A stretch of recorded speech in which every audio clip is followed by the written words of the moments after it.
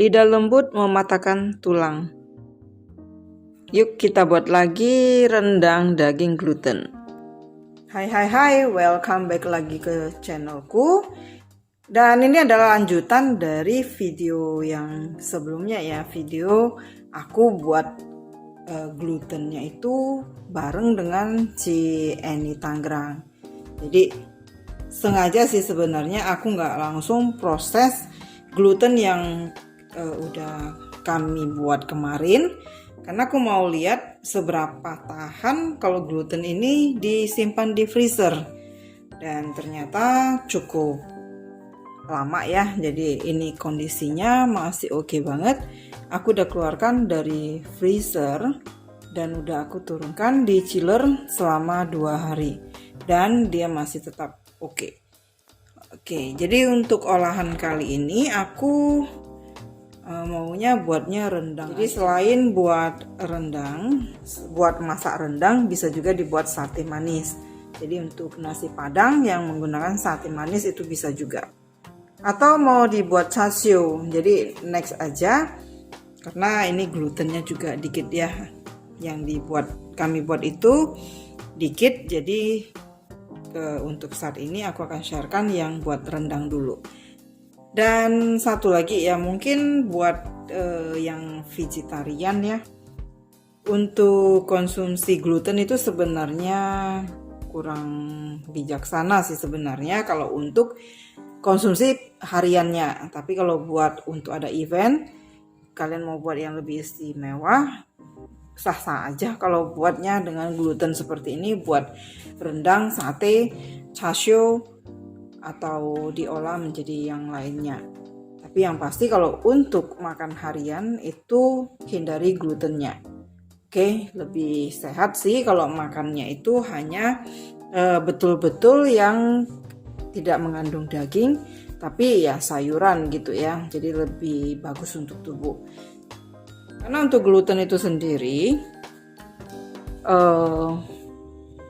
ya kalau untuk penderita diabetes itu sebaiknya hindari gluten. Oke, jadi ini di sini bahan-bahannya udah aku siapin. Ini ada bumbu untuk rendang. Itu untuk bumbu rendangnya itu nanti bisa dilihat di menu, di resep yang aku sharekan nanti, di blender aja. Dan untuk kelapa gongsengnya itu kelapa digongseng nanti baru di blender ya. Jadi ini udah aku siapin semua, aku campurkan aja di sini. Kemudian ini ada garam, ada kaldu jamur, ada daun jeruk purut ya. Jangan pakai daun jeruk biasa karena daun jeruk biasa itu kurang wangi. Tapi kalau daun jeruk purut itu wanginya lebih keluar.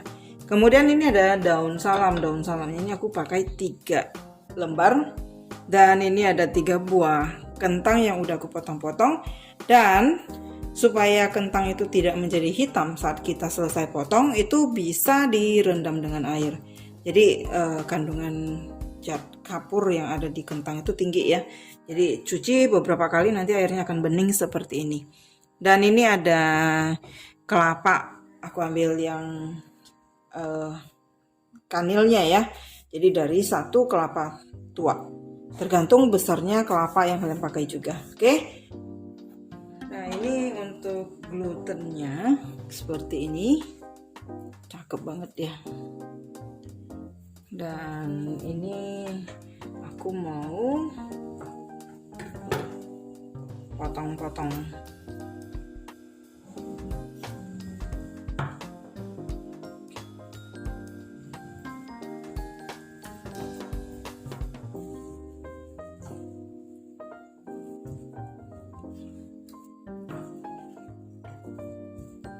Bagian dalamnya seperti ini. Aku akan potong menjadi beberapa bagian seperti daging. Aku ingat dulu waktu masih kecil, akong kakek atau akong, dia makannya vegetarian. Jadi dia buatnya mikin ya, namanya ini mikin. Dia biasanya masaknya seperti masak daging kecap. Jadi bisa juga dimasak seperti daging kecap. atau mau dimasak saus tiram campur dengan lada hitam itu juga enak, dikasih paprika jadi lebih naik kelas ya glutennya.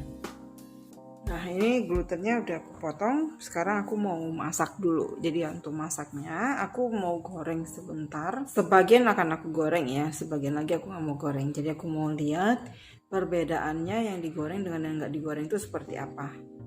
Kentangnya digoreng sebentar supaya nanti masaknya tidak terlalu lama. Karena ini bukan daging, jadi nggak perlu terlalu lama saat dimasak nanti. Dan ini untuk glutennya juga sebagian aku goreng. Jadi kalau yang digoreng itu dia akan jadi seperti ini, sedikit menciut ya. Oke, sekarang aku akan tumis bumbunya. Jadi aku gunakan minyak bekas dari goreng kentang dan goreng gluten tadi. Jadi lebih hemat ya, Mak. Oke, seperti biasa masukkan bumbunya setelah minyaknya panas. Dan dengan api yang kecil aja dulu, biarkan bumbu ini lebih tanak masaknya, jadi nggak aroma langu atau nggak aroma mentah. Jangan lupa tambahkan daun salam dan daun jeruk. Jadi untuk daun jeruknya pastikan disobek-sobek. Kalau nggak disobek-sobek itu aroma daun jeruknya nggak mau keluar. Boleh dibuang tulangnya dan disobek-sobek. Atau digunting-gunting boleh. Oke, yang pasti untuk buat rendang jangan lupa ya daun salam dan daun jeruknya, jangan lupa.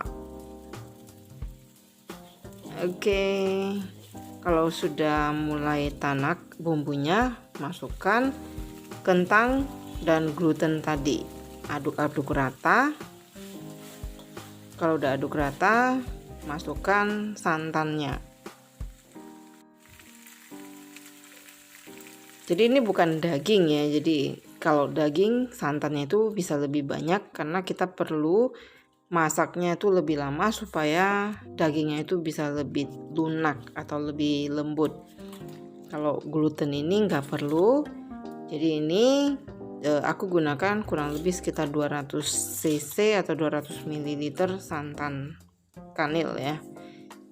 Dan untuk rasanya ya kalian koreksi aja. Di sini aku gunakan 1 sendok makan garam, 1 sendok makan kaldu jamur.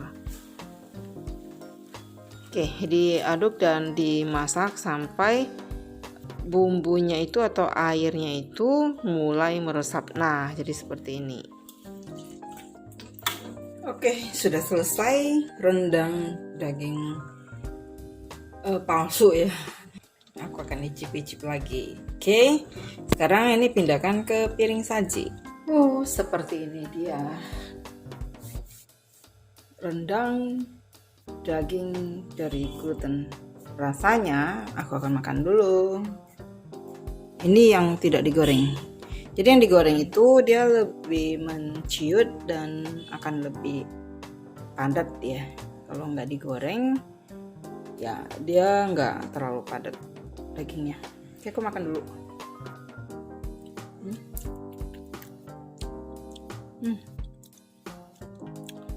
Rasanya kayak daging beneran ya, ada lemaknya. Lemak dari mana ya? Tuh. Oke, sekarang kita mau makan dulu. Aku mau icip-icip dulu. Makannya ini ada kentang, ada daging odong-odong, atau daging palsu ya. Untuk rasanya kalian bisa koreksi sesuai dengan selera aja.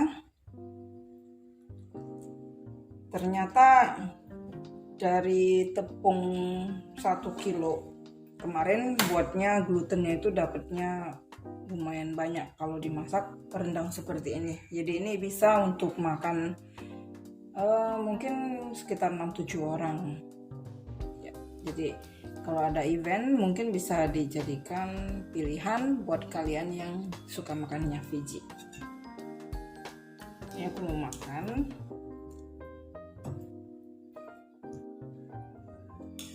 Enak banget.